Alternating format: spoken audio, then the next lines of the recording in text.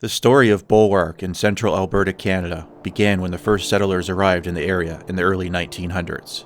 Starting as a small community of homesteads, it quickly grew when the Canadian Northern Railway laid tracks north from the town of Coronation around 1913.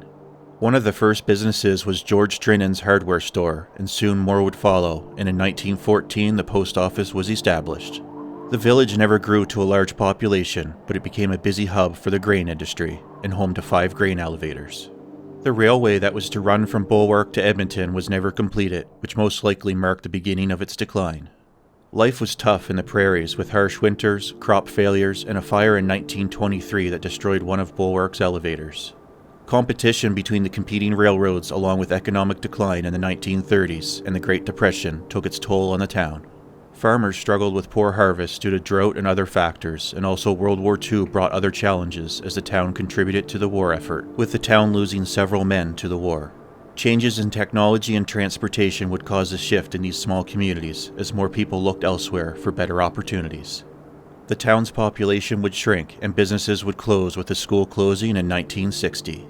Rail service would slow, with the line being pulled out entirely in 1962, marking the town's end. One of the last remaining businesses was the Ogilvy General Merchant. Over the next years, all remaining residents would move away, with the last leaving sometime around 1990. Many communities met the same fate as Bulwark, as they rose and fell with the railways.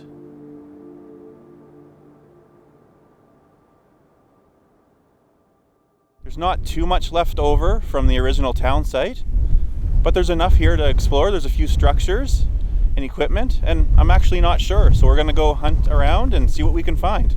And also I want to apologize about the wind noise that you're probably going to hear. It's a really windy day, but that's not going to stop me from exploring.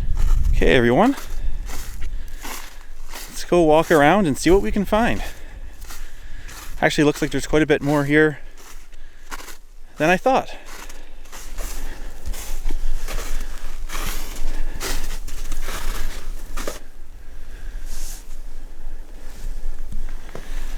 Definitely no one here any longer, and it doesn't look like there's anybody around for miles.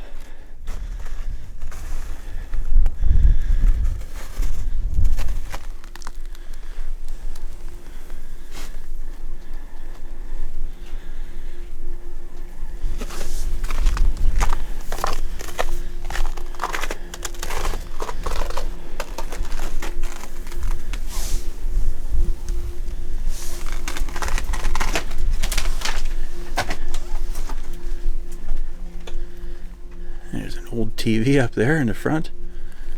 There's stuff laying everywhere to look at.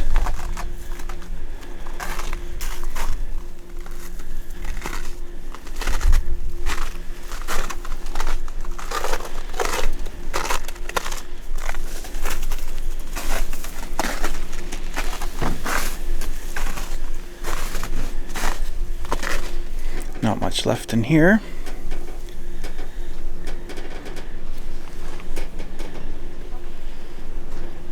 Another TV right here.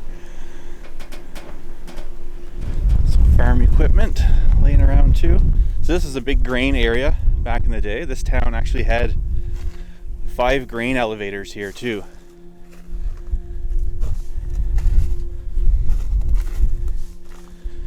Two of them were moved to some nearby farms, and the other 3 I think were demolished. But they're no longer here.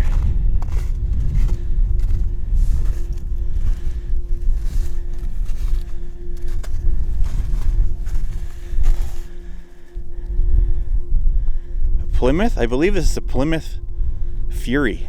Look inside. Yeah, this would have been a nice car back in the day. I'd love to have something like this.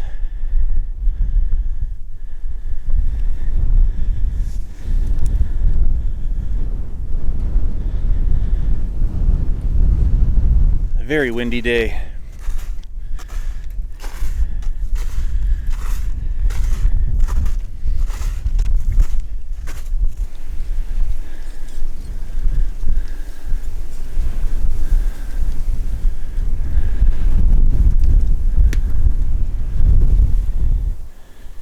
There's the basement, just filled with junk. I see a bicycle, some chairs.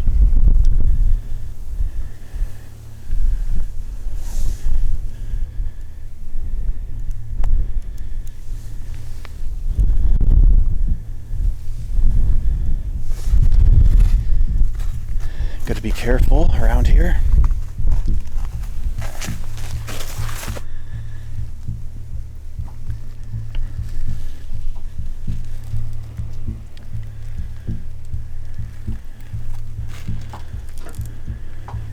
There's not too much left in here.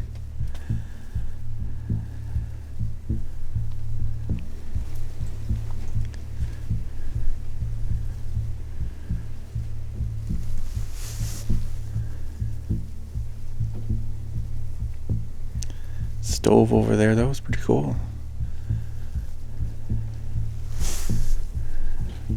They always had bright colored walls too. It almost looks like someone made, like, I don't know if you can see that, a rope. They're like nylons that goes into the basement. So I don't know if they're using that to go down into the basement, but that's pretty crazy.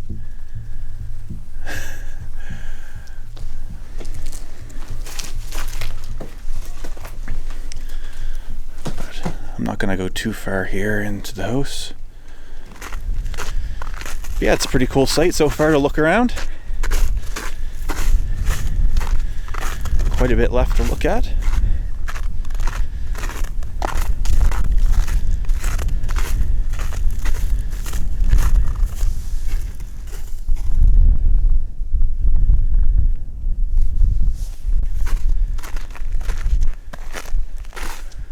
Old tin siding on the side of it still.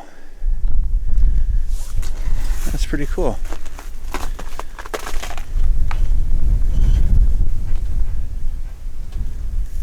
So there's really just this one little section left of the town. It was a main hub for the grain industry at the time.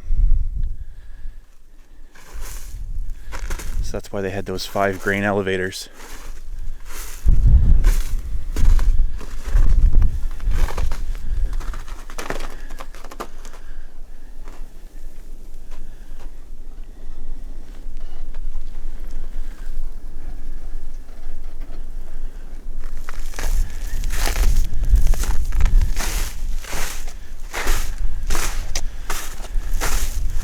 So here's just the foundation left.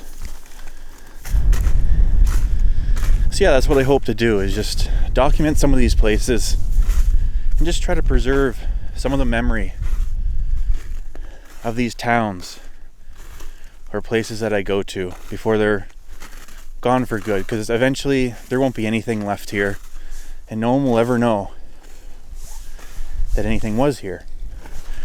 Car in there, flipped upside down. There's probably stuff hidden underneath the snow too that you can't even see this time of year. This must be another little house.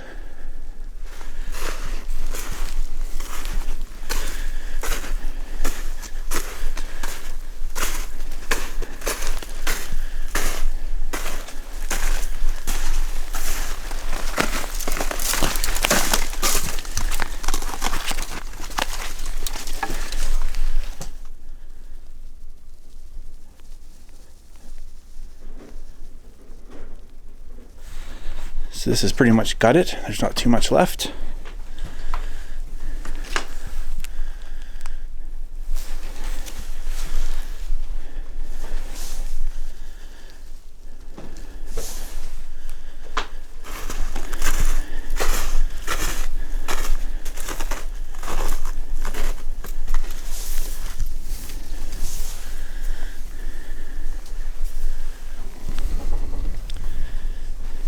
Another vehicle over here.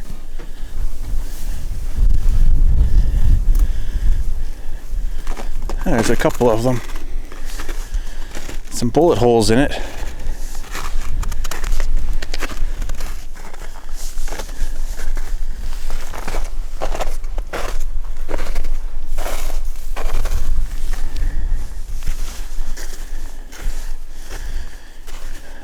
Oh, and there's another car in behind this one too. And another.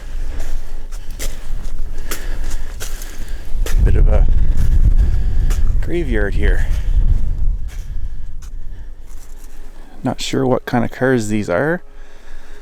If anybody knows, leave a comment down below, let me know. Here's a Ford.